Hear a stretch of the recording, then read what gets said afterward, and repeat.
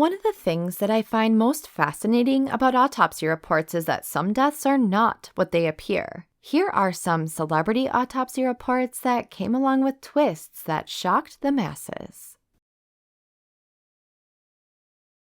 Pretty much everything about this death was shocking, down to the disturbing autopsy report, but it just kept getting worse. On October 30th, 2013, Paul Walker left his fundraiser in the afternoon with his friend Roger in a 2005 Porsche. His friend was behind the wheel. The vehicle was known to be tough to handle, but regardless, he reached 100 miles per hour before completely losing control. They hit a curb and a tree, smashed into a light post, and then another tree. At least dozens of people came rushing to the scene, but before long, a fireball erupted, engulfing both men rapidly. The car was nearly cut in half. It was mangled. By the looks of it, it seemed both likely died on impact. Walker was found in an eerie position. He was completely charred, with his arm outstretched. His autopsy revealed that he suffered serious internal injuries, though his organs were badly damaged by the heat. Soot was found in his trachea, indicating he was still breathing when the fire began. He died from thermal injuries. According to records from a wrongful death suit, Walker was alive for around a minute and a half after impact. The argument was that he was trapped by his seatbelt, preventing him from fleeing the car before it erupted.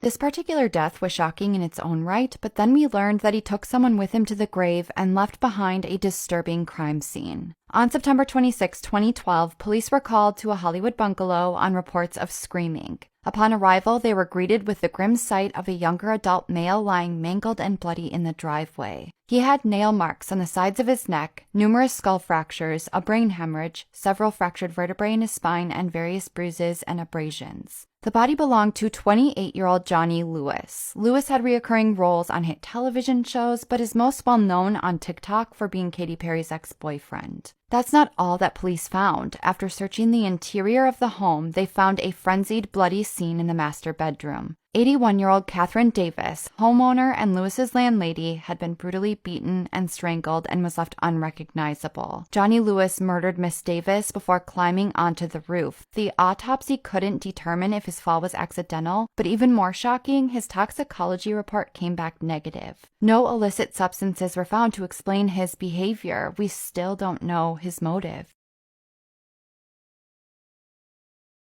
When it comes to all of the high-profile autopsies that I've studied, I think Robin Williams haunts me the most. Of course, it came as a gut punch to the world when he died in 2014, but the real shock came months later when the full details of his autopsy were released. On August 11, 2014, Williams was found dead in his room with a belt around his neck. According to his wife, he had been dealing with recent episodes of anxiety and paranoia. His cause of death was asphyxiation, which is exactly what was expected, but it was something else entirely found in his examination that took everyone by surprise. He had recently battled some health issues, including brain fog, memory loss, and tremors. He was diagnosed with Parkinson's, a disease of the central nervous system, but doctors got it wrong. Williams was actually suffering from Lewy body dementia, which often goes undiagnosed until late stages. It's a debilitating and aggressive type of dementia. We will never know for sure if his health troubles were his last straw, but his wife believes that they were. Visual hallucinations are a common early symptom. Cognitive issues, movement disorders, sleep disruption, and loss of control of bodily function are also common symptoms. There is no cure, and the average life expectancy is 5 to 7 years after diagnosis.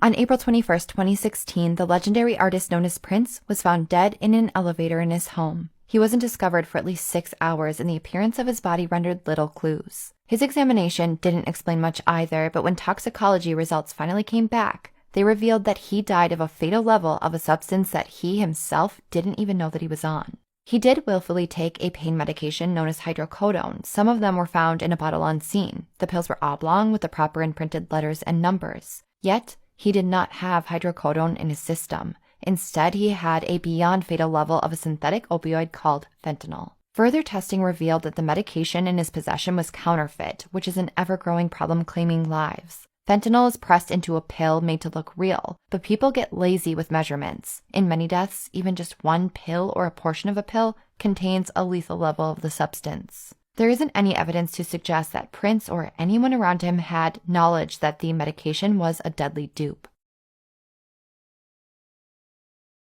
When news broke that former NFL player and newly convicted murderer Aaron Hernandez was found dead, the masses assumed that he simply didn't want to live to answer for his sins. But once his autopsy was performed, it proved that not everything is black and white. At around 4:15 a.m. on April 19, 2017, police responded to a bizarre scene at the Massachusetts Department of Correction. Cell number 57 was difficult to pry open due to a cardboard jam beneath the door. The floor was slick with a viscousy residue later determined to be shampoo. A physically fit male who wasn't clothed was found with a bedsheet around his neck, which was attached to the barred window. It was Aaron Hernandez. Resuscitation efforts were unsuccessful. Several unknown personal notes were found in the cell, along with a Bible that was open to John 3:16, with exactly that written in blood on the cell wall. His autopsy revealed signs of asphyxiation, like ligature marks around his neck, petechia from burst surface capillaries, and congested lungs. He also had vomit caked beneath his nose and mouth. He had 2 small spots of dried blood on his feet and a superficial cut to the finger. But the bombshell came when his brain was examined. Aaron suffered from stage 3 of chronic traumatic encephalopathy, a severe and progressive brain disorder believed to be caused by repeated concussions, and it was the worst case the coroner had ever seen.